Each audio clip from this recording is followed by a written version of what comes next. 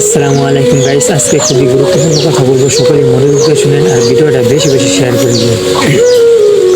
অহংকারের শেষ ঠিকানা। গতকাল যে নিজেকে সবচেয়ে শক্তিশালী মনে করত, আজ তার নাম শুধু ইতিহাসের শিক্ষা। বলেছিল আমি তোমাদের সর্বোচ্চ প্রভু। অহংকারে সে আল্লাহকে অস্বীকার করত এবং হযরত মুসা আলাইহিস সালামের আহ্বান প্রত্যাখ্যান করলো। কিন্তু যখন সাগরের ঢেউ তাকে ঘিরে ধরল, তখন আর তার রাজত্ব, সৈন্যবাহিনী কিংবা ক্ষমতা তাকে বাঁচাতে পারল না। এর মুহূর্তেই সব শেষ হয়ে গেল।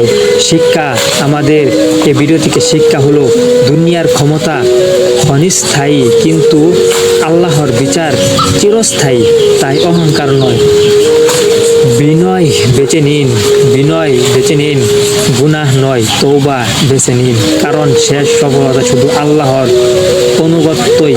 হে আল্লাহ, আমাদের অহংকার থেকে রক্ষা করুন এবং সত্যর পথে ঘটল রাখুন। আমিন। সবাই ভিডিওটা শেয়ার